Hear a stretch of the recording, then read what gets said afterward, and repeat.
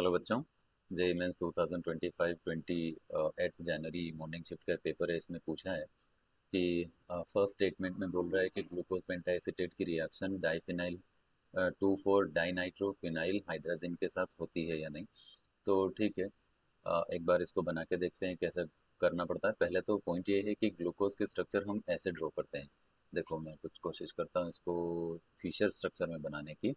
आपको पता है यहाँ पे कार्बन डबल बॉन्ड ऑक्सीजन होता है, जिसको कि हम एल्डोज बोलते हैं। ग्लूकोज जो है वो क्या होता है, एल्डोज, और फ्रक्टोज क्या होता है, कीटोज।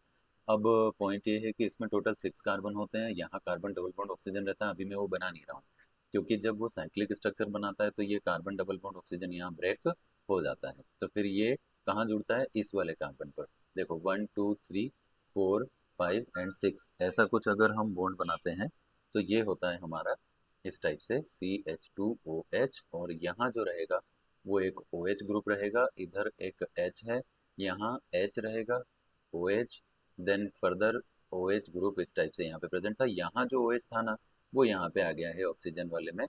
अब इस कार्बन पर जो एक हाइड्रोजन यहाँ है, इसके साथ एक और इस वाले बॉन्ड को हम चाहें तो इस टाइप से ऊपर की तरफ जोड़ देते हैं, तो यहाँ एक OH ग्रुप और प्रेजेंट होगा। ऐसा कुछ बनेगा ये, ठीक है। अब आते हैं, अगर हम बोलें कि इसकी रिएक्शन जब पेंटा एसीटेट की रिएक्शन, अच्छा इसमें पहले तो पेंटा एसीटेट क्या बनेगा उसको ज़रा एक बार बनाते हैं। ये तो ग्लूकोज बन गया जो कि साइक्लिक स्ट्रक्चर बना रहा है। और जब हम इसकी रिएक्शन एसीटेट ग्रुप के साथ कराते हैं तो कुछ ऐसा, ये देखो एसिटिक एसिड के साथ कराते हैं या एनहाइड्राइड के साथ कराते हैं तो पेंटा एसीटेट बनता है। एनहाइड्राइड के साथ कराते हैं एक्चुअली, ठीक है। एनहाइड्राइड कुछ ऐसा होता है, देखो ये हो गया आपका ऑक्सीजन, इधर की तरफ carbon double bond oxygen, carbon double bond oxygen, ऐसा कुछ रहता है। और यहाँ हो जाएंगे आपके CH3 ग्रुप दोनों तरफ। तो एनहाइड्राइड के साथ रिएक्शन पे एसीटेट ग्रुप यहाँ जुड़ जाते हैं, इसको एसीटेट ग्रुप बोल रहे हैं। पर वो कहाँ जुड़ेगा, जहाँ OH ग्रुप है। तो 5 OH ग्रुप है, ठीक है। तो ये हो गए आपके कितने OH ग्रुप हो गए, 1 2 3, और ये हो गया 4 और ये 5। तो 5 OH ग्रुप पर ये एसीटेट ग्रुप जुड़ जाएंगे। अगले पे आते हैं, बोला है 2,4 डाइनाइट्रोफिनाइल हाइड्राजिन। डाइनाइट्रोफिनाइल हाइड्राजिन, ये नाइट्रोजन है, इस पर इधर की तरफ 2 OH ग्रुप है ऐसा, और यहाँ मैंने जोड़ा बेंजीन रिंग कुछ इस टाइप से। तो देखो ये हो गया, ये हो गया आपका डबल बॉन्ड 2,4 डाइनाइट्रो बोल रहा है ना। ये नाइट्रोजन ग्रुप जहाँ अटैच्ड है बेंजीन पर, उसके साथ वाले ग्रुप कार्बन को 2 बोलेंगे, तो ये नाइट्रो ग्रुप है। फिर ऐसा ही 3 एंड 4, 1 2 3 4, 4 पर भी हमने लगा दिया ऐसा 2,4 डाइनाइट्रोफिनाइल। ये वाला फिनाइल आपका हो गया, ये डाइनाइट्रो ग्रुप हो गया, और हाइड्राजिन इसको बोलते हैं। सिंपल सा पॉइंट यहाँ पे आपको याद रखना है कि जब मैं कार्बन डबल बॉन्ड ऑक्सीजन वाले ग्रुप की रिएक्शन इसके साथ कराता हूँ तो यहाँ से 2 हाइड्रोजन और एक ऑक्सीजन मिलके बाहर होता है क्या, H2O।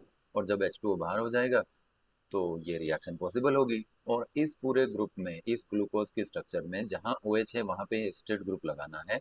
तो ये एसिटेट ग्रुप के कार्बन डबल बॉन्ड ऑक्सीजन से रिएक्ट नहीं करेगा। इसी कार्बन के जब डबल बॉन्ड ऑक्सीजन यहाँ पे ऐसा एल्डिहाइड ग्रुप प्रेजेंट होता या कीटोन होता तो वो रिएक्शन करता। अभी तो वो रिएक्शन नहीं करेगा, मतलब फर्स्ट स्टेटमेंट हमारा इनकरेक्ट है।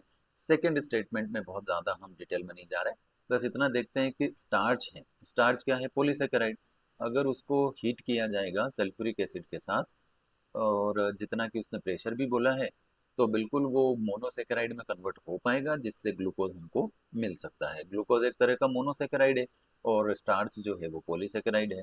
तो इसलिए हम बोलेंगे कि स्टेटमेंट 1 जो है वो इनकरेक्ट है, क्योंकि ऐसा पॉसिबल नहीं होगा। जबकि स्टेटमेंट सेकेंड जो है वो करेक्ट होगा कि स्टार्च से ग्लूकोज बनाया जा सकता है। तो ये हमारा आंसर है। Thank you.